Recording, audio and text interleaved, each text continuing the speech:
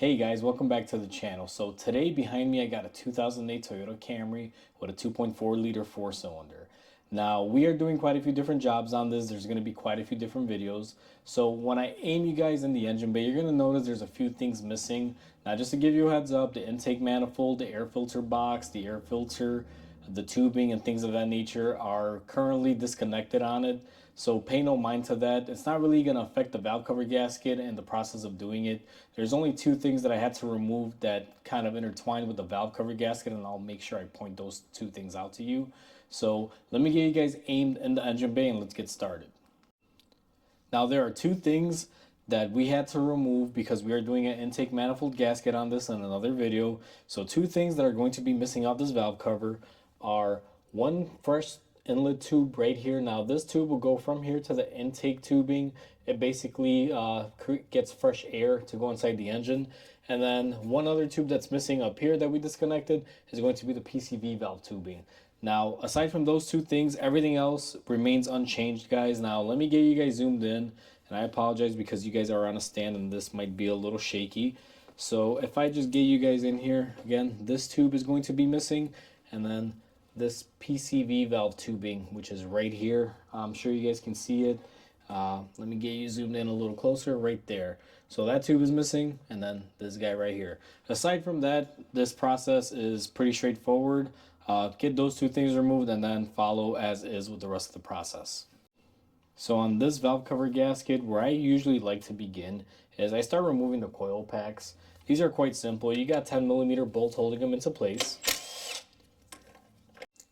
Now after you unbolt the coil packs, right here, 4 bolts for each coil pack, so you got one on each. What you're going to want to do is disconnect the wiring harness. Now let me zoom you guys in on this, and I'm not happy about this, but this is a used car that has gone through a different mechanic before. Typically here there's supposed to be a little squeeze tab that you're supposed to squeeze and pull and yank out the connector. Now in this case, if I zoom you guys in, someone's already broken those tabs. And it's not just on this one, it's on all of them. It's kind of unfortunate because it does need those. Now these do break quite often, and I do have a remedy for it that won't result in me having to change these. But if you do have a broken one and you're having issues with it, you may want to try this method that I'll show you when I reinstall them. Or you may want to just get new connectors or a sub harness from Toyota, whichever works out better for you. So let me get you guys back into position. So we already disconnected the one as you guys saw previously when I explained about the connectors. Now this is pretty straightforward here. I don't have any lock tabs, so I don't really got to worry. Just kind of yank them back. Now I want to place these coil packs exactly where I took them out of, just in case this engine does have issues in the future.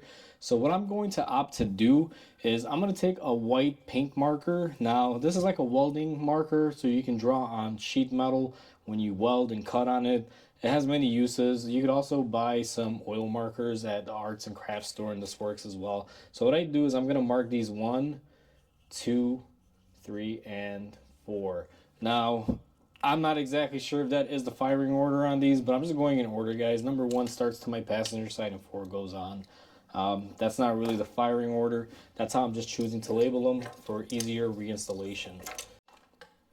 Now that the coil packs are out of the way and we've numbered them, we got 1 bolt here holding on this harness that we're going to go ahead and disconnect. Now you can choose to remove the harness and unclip it. I don't like doing that, so I'm just going to choose to remove the whole clip with it. Now down here in the alternator area, there's another 10mm. The camera doesn't quite pick it up, but you want to loosen that just to give yourself a little bit more slack, just so you can kind of position this wiring harness over. Now what I like to do on this wiring harness, because it has a tendency to want to come back, I'm going to take a little string here and I'm just going to zip it out of the way. Now I just put this usually on the brake lines right here, just kind of catch it up. It'll help keep the tension on the line going that way. And once you have that out of the way, there's one more wiring harness loom here, and it's for the coil packs. There's a 10mm bolt back here. You're going to want to go ahead and zip that off. Once you get that off, your wiring for your coil packs should be fairly easy to take off. Now you want to be a little careful here, guys. You kind of want to move this out of the way, but at the same time you got to be super careful because it's brittle plastic. Now what I'm going to do is I'm going to get a bungee cord just like I did for the other harness, and I'm going to bungee that out of the way. So I went ahead and I bungee corded this out of my way, and all you're trying to do, guys, is give yourself enough room here so you can get access to your valve cover and the bolts. Now the next step that you're going to want to do is you got a whole bunch of 10mm bolts that are kind of outlying, and then you have 2 in the center, and you're going to want to remove those to be able to get your valve cover off. So go ahead and take those off, and then I'll show you the next step. Once you remove all of your perimeter bolts and your 2 center bolts, now all these bolts are the same, guys, and the way Toyota does is it uses 2 nuts on the front, the rest are bolts. What you want to do is match them up and make sure they're all the same height. You don't just want to take these out and just, throw them in a box together. You want to make sure that you check the height of the bolt. Now the perimeter bolts are all the same. The only difference is these 2 middle bolts here, those are a little bit longer. So luckily Toyota did a good job on this. They didn't give you a long bolt, short bolt, whatever. So the next step is grab your prying tool. Now I use this pry bar, and what I try to do is I just try to find a corner where a little bit of it is sticking up. Now you got to be careful here, guys. You do not want to damage anything, so you want to gently pry. Now I'm not going to be very forceful here. I'm just finding little crevices and openings where I can kind of dig in here and just kind of pry up and just kind of break that seal. Now as you guys see, I'm not very forceful. It's fairly easy. Once you get it to pry up a little bit, you can stop prying on it. What you do is just kind of grab it firmly and find some nice points to grab it from, and then you're just going to want to pull straight up on it. Let's see here. Now if you notice, as I took this off, the gasket is sticking to the engine. Now this is a sign of a bad gasket because this thing is super brittle. So what you're going to want to do is just take your valve cover gasket and kind of set it to the side. Or I'm sorry, your valve cover, guys. I said gasket instead of cover. And then you're going to want to take off your valve cover gasket ever so gently. And you want to be careful because you do not want to get anything inside the engine. Now this valve cover gasket, if you pay attention to it here, it's missing something here. That portion remains stuck on the actual cover itself, and you want to be very mindful to make sure that all the plastic pieces are together on that. Now what I'm going to do is let me get the valve cover here, and you will see what I'm talking about. That end that broke on here is attached to here. What you want to do is make sure that all of these are together, because if one of these is broken and fell inside the engine, you got to dig it out. And to give you an example of this is this. Now notice it's so brittle it just broke. If this was missing here after I pulled the cover off, I want to go looking inside my engine just to make sure that none of these dropped in there. Now more than likely they're probably in there if they're not on your cover. Now nothing is in my engine because everything came out. I'm just showing that as an example, guys, because that can create a little bit of havoc. So now that we got our cover off and the gasket, we're going to basically just start doing some cleaning work. So now a lot of people may have a question as to why does this valve cover gasket leak, because this thing looks like it's intact. Well, here's what happens, guys. These gaskets get brittle, and I don't know how well the camera's going to pick that up there, but you guys notice that crack there, and if I just kind of work it, it just breaks very easily. And now that's not a pre-made crack. Now look, even here, it snaps. It just doesn't hold up together. That's what happens to these silicone gaskets over time. They can only take so many heat cycles before they just give up, and they just basically harden. And once they harden, that's pretty much it. They just start leaking because they don't do any sealing.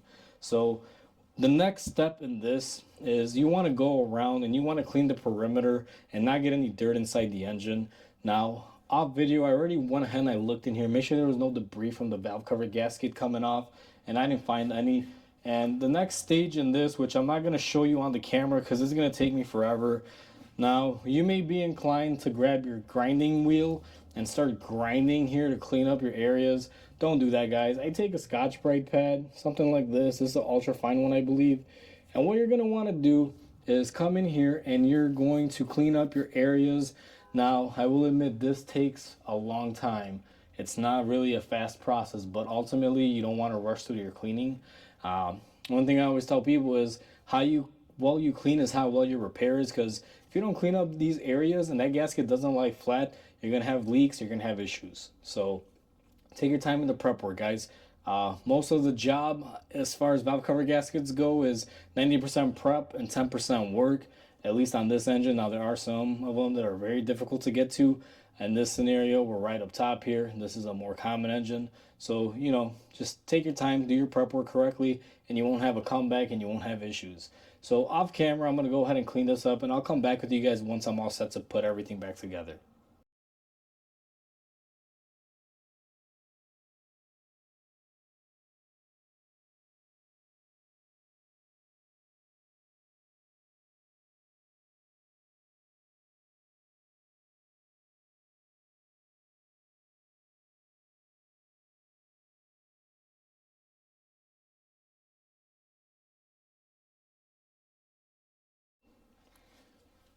We're back on the engine, guys. Now I cleaned up my surfaces here. You'll see in a time lapse. What I did was I started off with a rag, just kind of cleaning up the oil. Then I took a razor blade, and then I took out my carbide bit. There were a few spots that I had to really clean up really good.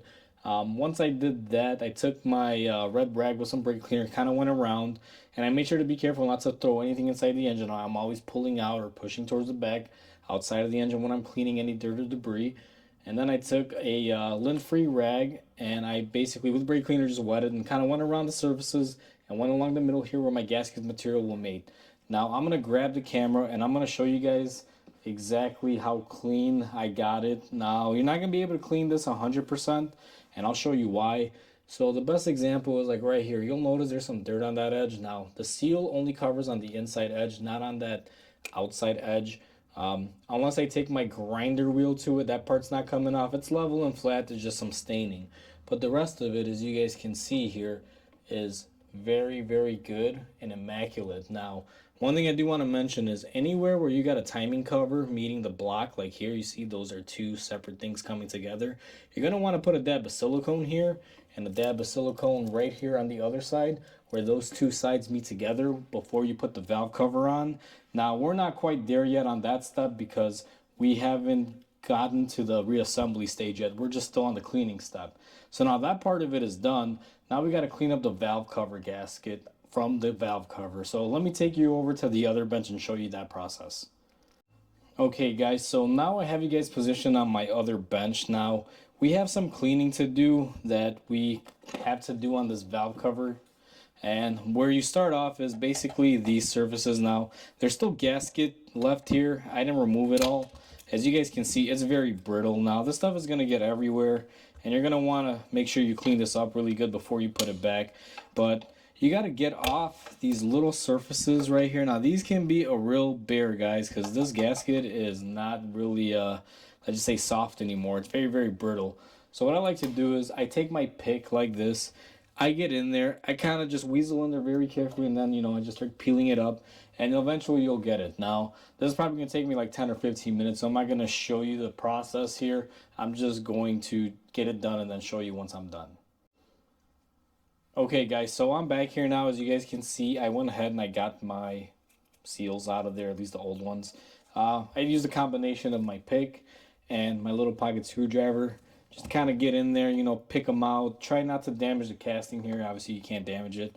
Now, there was a lot of these little pieces like this one that come out. You know, they kind of break apart. And what you want to do is clean up this valve cover very well. Now, most of the stuff, it just kind of gets in here. Unless it gets deep inside here, it can't really go anywhere. I made sure I didn't get anything in there. But what I like to do as an added precaution on these is you take your brake cleaner, and you're going to want to clean them off just to get off anything that might be stuck to them. So let me reposition this camera here. So we are on top of my garbage can here. Don't mind my trash, guys. Everybody has trash, so it is what it is. But take your brake cleaner, and what you're going to want to do is thoroughly clean up this valve cover. And what you're doing is you're taking away some material, but you're also getting all that stuff that came out of there. Now, I clean and I spray some brake cleaner in here. Now, what I like to do is, let me flip this around. It's kind of hard here. So, grab it the other way too. Put some brake cleaner here in this PCV port just to clean it up. You'll get a lot of stuff coming out of here. You'd be surprised. This is years of caked on dirt. Now, you're not going to be able to get this super clean. I just like getting the majority of the surface contaminants off. Now, if you're really inclined to and you got maybe $20,000 and you invested inside of a parts cleaner, like an actual parts cleaner where you put your parts in there and a steam cleans it for like 8 hours, you might get this puppy spotless. However, that's not the goal that we're going for here. We're just trying to get anything that might have been left on there from the previous valve cover gasket that we took off and just get off any surface items. So now I'm going to let this dry. As you guys can see, it's starting to turn yellow. That's just because that's where we took off some of the wet oil that where it was left and is drying up. It looks like it's rusting, but it's not rust. It's just the oil drying up. Now that our valve cover is pretty much drying up, you guys can see it's kind of rustic. You're going to want to take your new gasket. Now, one thing I want to mention, look at this gasket, guys. You can bend it. It's very supple. It's very rubbery and silicone. So it can flex. This is what a good gasket looks like. It conforms. The old one was super brittle. That's why it wasn't working very good. So what you're going to want to do on these, and the way I start them up, is I lay down the middle. Now this is the part that was broken on our other one. And you got to notice that this has a fat side and a skinny side. Skinny side has the part that's attached to it. And where I begin on this is really easy. I start off with the outer perimeter. Just kind of get it into place. The reason why I like to do the outer perimeter first, sometimes if you do the middle starting off, you may get your outer perimeter a little bit off, and you might have to stretch it. So if you do your outer first, it's a good thing. That way you don't have to stretch it. Now once I got it on here, what I like to do is start off with this in the center. So just go ahead and press it in. It doesn't take a lot of pressure, guys, so just be careful. You don't want to necessarily break this. Now once it's on, the key secret to these gaskets is that they basically have to be in their grooves and flat. I take the box that it came in with, and what I'll do is I'll use this as a press just to make sure that my sealing areas are fully pressed in there. So I just kind of move this in all varying degrees. Now you can technically put this on the ground if you have a flat surface that's clean, and just make sure you press the gasket in all the way.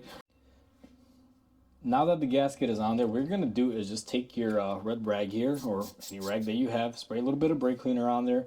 Now I'm going to take this and I'm going to go around the new gasket. Now you guys may be thinking, hey Mike, why are you cleaning up a new gasket? Well, very good answer. I'm glad you guys asked me. The reason why you want to clean this is you have gloves on or whatever is on your hands. Now my hands, I try to dry them. I keep a rag on me after oil or something. I try to keep them clean, but you can see they still stain. If let's say I missed oil or something on here and I touch this gasket, or there's a piece of dirt and it sticks to this gasket and you go pressing it onto the valve cover, what'll happen is it may be enough to keep it raised and you might have a potential oil leak. So I just go around it, I clean it. Now you don't got to go crazy scrubbing it. It's a new gasket. Just kind of go around. This rag will pick up anything that might be left over on there. So now that we have that done, we're going to leave our valve cover gasket and our valve cover here, and we're going to go to the engine block and we are going to prep it with the silicone. Okay guys, so we just finished up our valve cover prep. That thing's ready to go. We already cleaned up our surface on the engine where the valve cover goes. Now I haven't touched it since the last time you saw me wipe it down. What you're going to want to do is grab your silicone or your gasket maker, whatever you're going to be using to attach where the two covers meet. Now, I use this stuff. It's called the Right Stuff. I love it. I could swear by this stuff, guys. I use this for everything, and it works great. Now, you don't want to lay down anything super big here. I just lay down a nice little bead, kind of a circular bead, just enough to cover my bases. And the reason why you want to put silicone in these areas is where two items meet that are metallic. There's no gasket on the two halves. So to give you the best example, let's say my hand meets here. Well, guess what? Right here up top, that gasket will lay on top. Well, where these two items meet, it may seep upward. So you want to put something up here so everything can kind of conform, kind of make like a T-barrier kind of in a way. And that'll pretty much help solve any issues from there. And that's why you're supposed to put it anywhere where there's a corner or two things meet. Now, if this thing had kind of like a half moon circle here for the cam, you're going to want to put it in the corners, wherever those little corners are. So imagine this is a you think here you're gonna put a bead here and a bead here where the gasket will conform to. If I ever get one of those in the shop when I do a valve cover gasket on something that has that design, I'll show you guys. This one's a flat design. The whole deck here is flat, so you don't really have anything to worry about except just where these two covers meet with the engine. So now that we have our silicone there, what you're gonna do is take your valve cover with your new gasket. Now again, this is all clean. We're doing this live here, guys, real time. Don't touch your gasket and make sure that it's really in there. As you guys can see, this gasket will grab onto the valve cover, and what you're going to want to do is just hover around. Now you want to be very, very careful here, because if you misalign this and you get out too much, you can make the gasket fall off. And then once you put it into place, it's gonna fall right in. You just want to keep some pressure on it.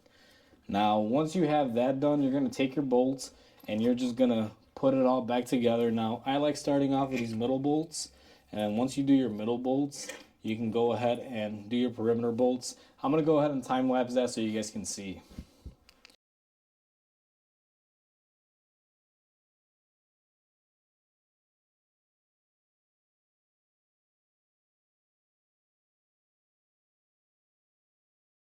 So in the time lapse, you guys saw me bolt down the valve cover. Now I use my impact tool.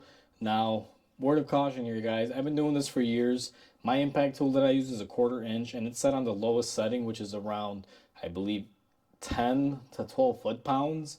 And what I did was I used that to basically zip them all down.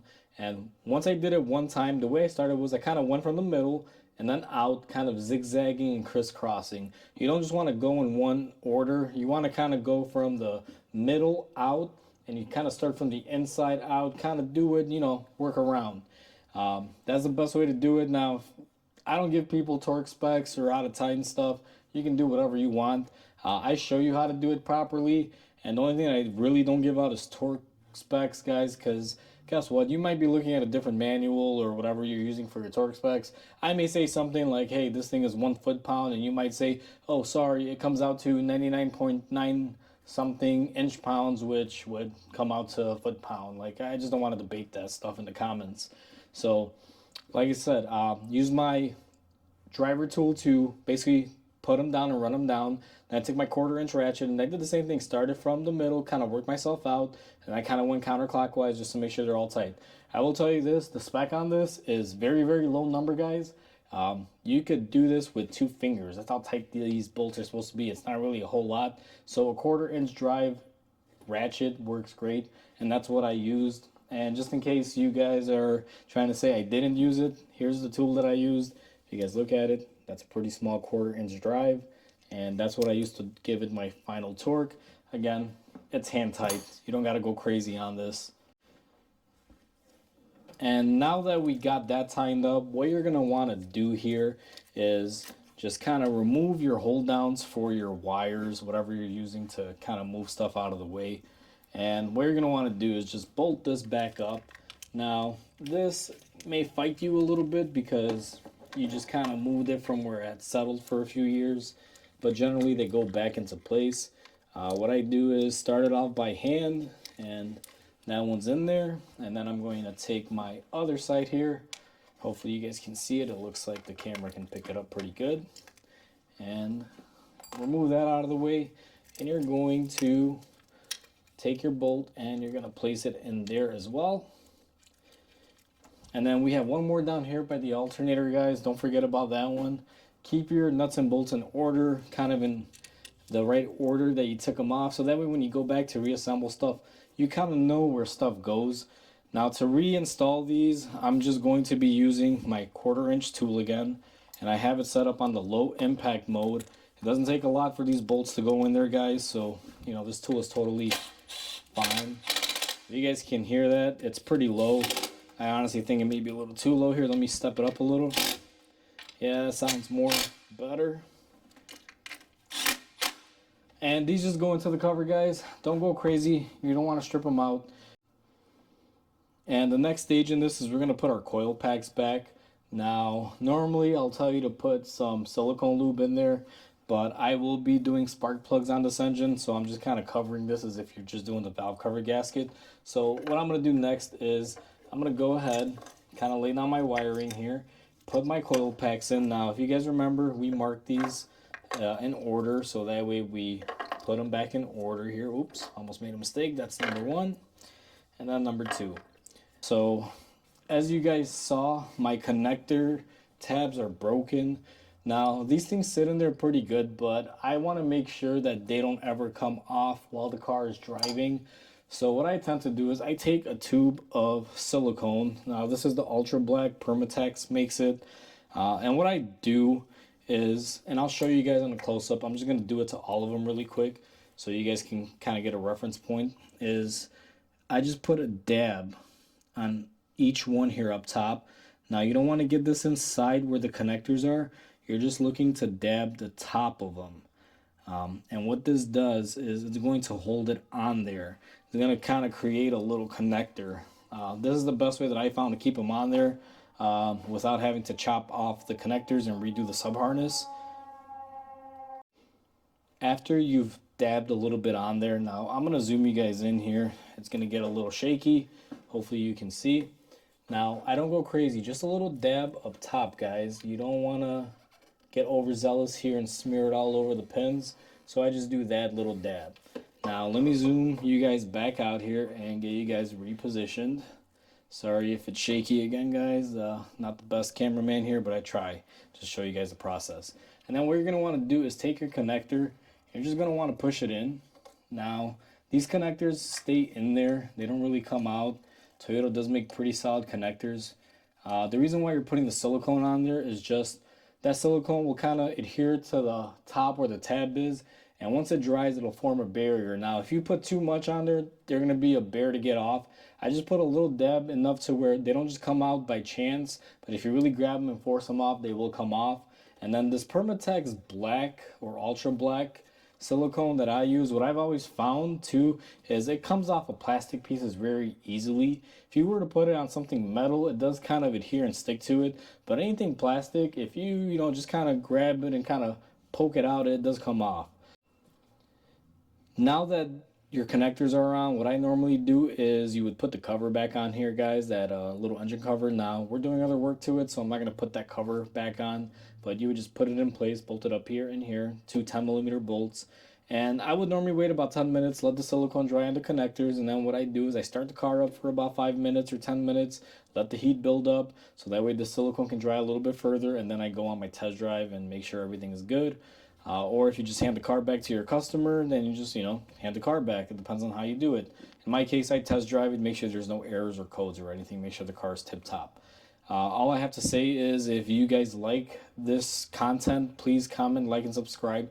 It'll definitely help my channel grow, and honestly, I appreciate you guys so much. My channel has grown throughout the past couple weeks, and I'm very thankful for that, so thank you guys for that one.